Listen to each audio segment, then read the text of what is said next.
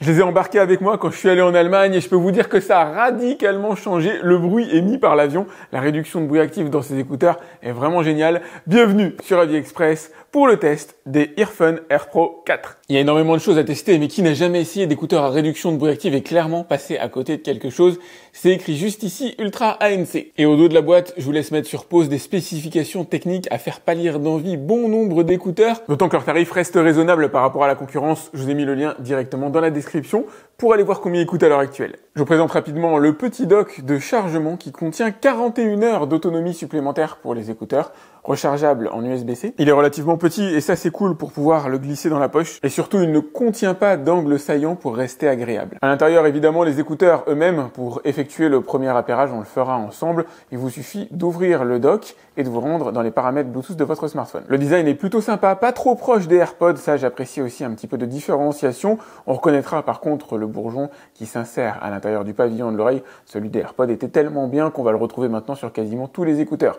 6 micros sont présents à l'intérieur des écouteurs pour permettre bien sûr la communication, mais aussi pour permettre deux types de réduction de bruit active, l'ANC et l'ENC. L'ANC, vous le connaissez, c'est la réduction des bruits ambiants, je vous en parlais à l'intérieur de l'avion, ça diminue énormément les bruits de motorisation, les bruits de frottement de l'air sur l'avion, et l'ENC, c'est ce que vont entendre vos interlocuteurs. Par exemple, vous vous baladez dans la rue, l'idée c'est qu'ils puissent se concentrer sur votre voix et non sur les voitures qui passent. Le moteur de ces écouteurs, la puce, est développé par Qualcomm, il s'agit de la QCC 3091 qui fonctionne en Bluetooth 5.4. Le son est propulsé par un diaphragme d'1 centimètre à l'intérieur de ce bourgeon. Il supporte le codec LDAC, ils peuvent être connectés à plusieurs appareils en même temps. Et pour les connecter, la seule chose que vous avez à faire, c'est ouvrir le petit boîtier. Alors ça, c'est si vous les avez déjà connectés avant, ils s'appaireront immédiatement à votre téléphone, ça y est, c'est fait. Sinon, vous allez dans les paramètres Bluetooth. Bon là, ils sont déjà connectés, évidemment.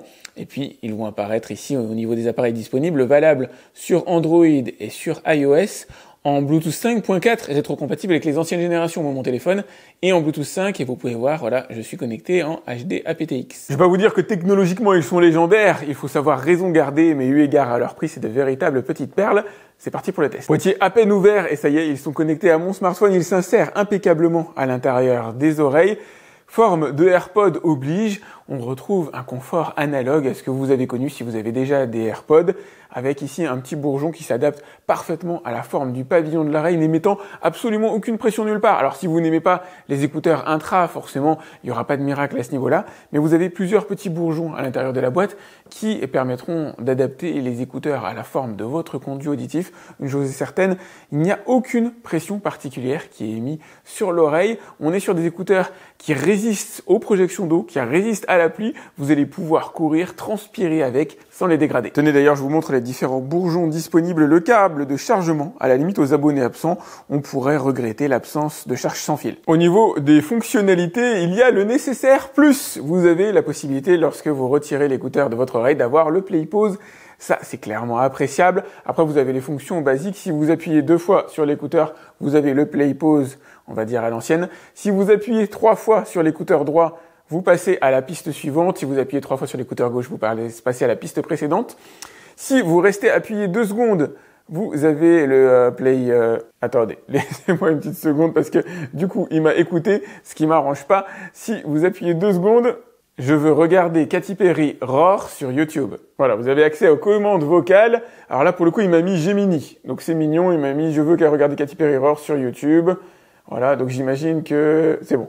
Il va falloir cliquer. Donc Gemini, je ne l'ai pas encore particulièrement prise en main. Si vous restez appuyé 2 secondes sur l'écouteur gauche, vous avez accès aux fonctionnalités, alors à la fois de réduction de bruit active, mais de magnification des bruits, alors si je puis dire, de bruit environnant. Vous pouvez tout à fait décider, si jamais vous avez des soucis d'écoute, d'accroître les bruits environnants, de les rendre un peu plus présents. Alors ça ne remplace probablement pas des appareils auditifs, mais c'est toujours ça de prix. Ça permet tout simplement d'entendre un peu mieux les conversations qui se passent autour de vous. On reviendra sur le sujet de l'ANC tout à l'heure.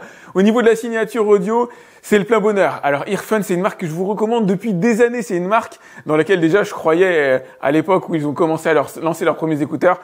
Mais là, ça se confirme plus que largement, c'est un véritable bonheur audio. Allez, on commence par les basiques. Si jamais vous mettez le son à fond, vous avez un bon niveau dans les oreilles, mais qui ne dépassera pas le volume de la réglementation, alors française et européenne de manière générale. Vous serez en dessous de 100 décibels.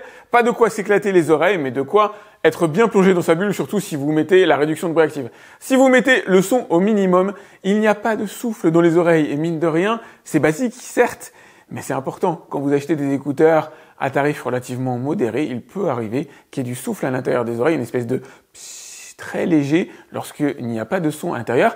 Et ces écouteurs ont un sens si vous ne mettez pas de son. N'oubliez pas que la réduction de bruit active peut tout à fait s'utiliser sans avoir de son dans les écouteurs. Si vous voulez vous plonger non pas dans le monde du silence absolu, mais au moins réduire les bruits environnants sans pour autant écouter de musique, c'est tout à fait possible avec ces écouteurs. Allez, fidèle au poste Katy Perry, pour parler du son, de la signature sonore, et le maître mot ici, c'est l'équilibre. Et c'est ce que j'adore chez les marques qui ont un peu de bouteille, qui se sont développées.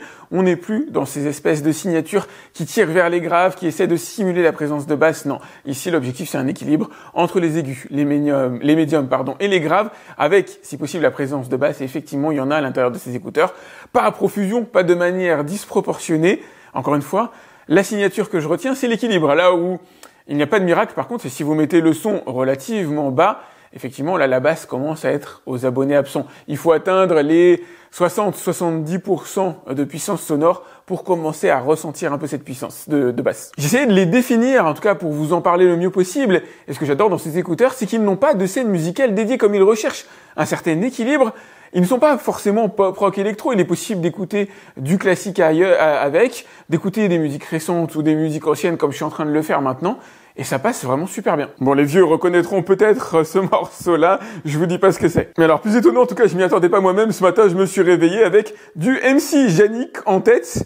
Donc, pour le coup, c'est ce que j'ai écouté. Pas qu'à la musique, évidemment, vous serez en mesure de regarder des films avec. C'est d'ailleurs ce que j'ai fait essentiellement lorsque je suis allé en Allemagne en avion. J'étais bien content de l'avoir. Avec une très bonne synchronisation entre l'image et le son. Ça va dépendre des plateformes que vous utilisez, évidemment. Mais à aucun moment, je n'ai senti de désynchronisation en utilisant principalement Netflix. Allez, ensuite, un petit test 2 secondes ensemble.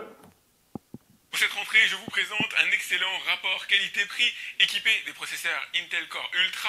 Bienvenue sur AliExpress pour le test du Minisforum UH125 Pro. Et il s'agit d'un véritable... Et pourtant, mon OnePlus 10 n'est pas connu pour son efficacité dans la synchronisation entre l'image et le son. Il y a peut-être une virgule de décalage, mais qui est à peine perceptible. Tant et si bien que vous ne vous en rendrez normalement pas compte. Les écouteurs sont livrés avec une application dédiée, l'application Earphone, qui vous permettra d'avoir les constantes des écouteurs, comme par exemple l'énergie restant à l'intérieur de la boîte, à l'intérieur des écouteurs eux-mêmes. On reviendra sur ce sujet tout à l'heure dans la vidéo.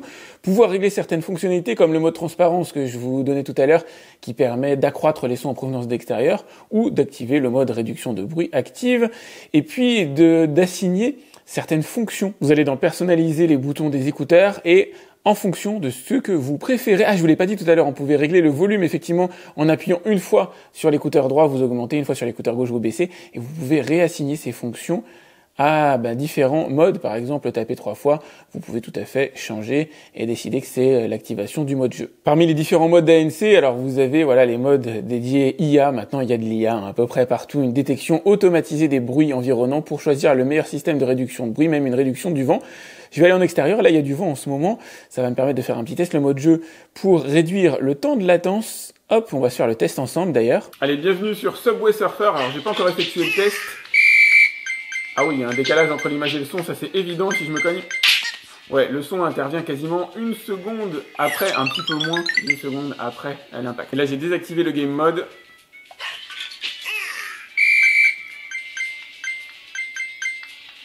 Non, c'est pas mieux. Les fonctionnalités sont pléthoriques. C'est une des applications les plus travaillées que j'ai pu avoir jusqu'ici.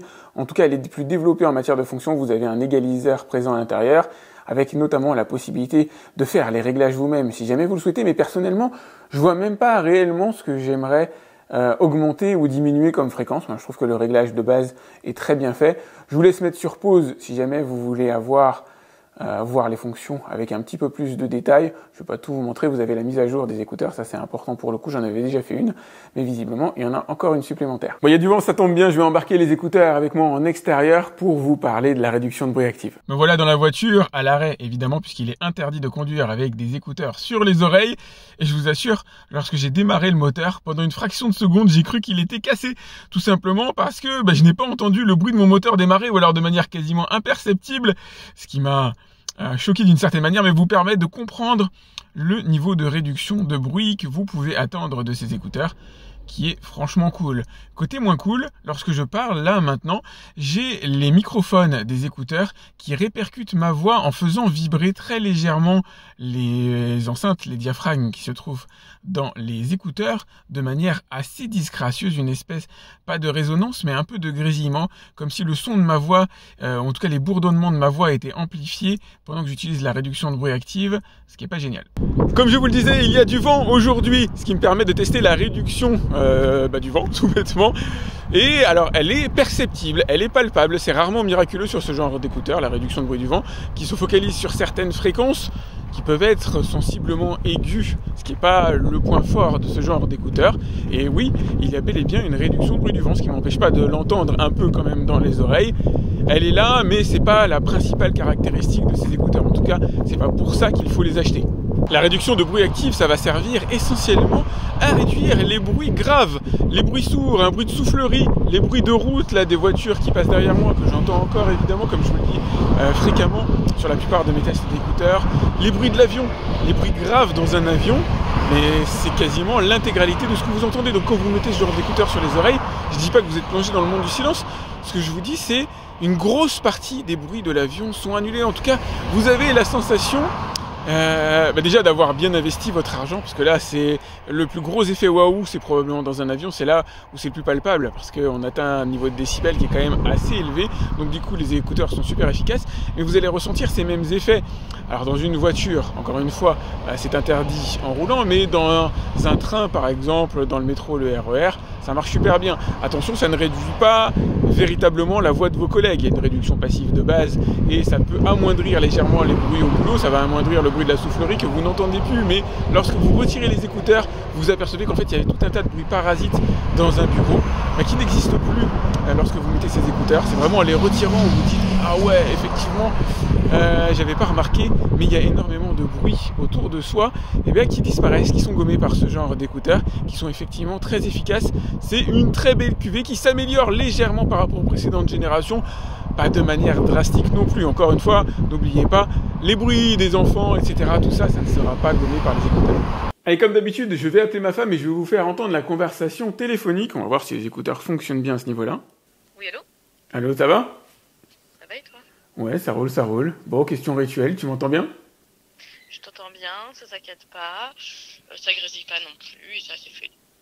Bon bah nickel, pour des écouteurs, alors peut-être pas haut de gamme, mais normalement de bonne qualité à ce niveau-là, ça va, je suis pas déçu, en tout cas moi je t'entends nickel. Très belle cuvée encore une fois que c'est Earphone Air Pro 4 qui ne vont pas démoder la génération 3, mais qui sont équipés de toutes les dernières technologies qu'on a envie d'avoir à l'intérieur d'écouteurs, à commencer déjà par du bon son, que ce soit transmis via les codecs. Il n'est pas toujours simple de faire la différence entre un codec par rapport à un autre, mais bon, ça reste un plus d'avoir des codecs hi-fi à l'intérieur d'écouteurs. Le son est véritablement très bon. Le mot d'ordre, c'est l'équilibre. C'est des écouteurs que j'apprécie tout particulièrement, que ce soit dans un univers musical ou dans un univers film. Franchement, génial.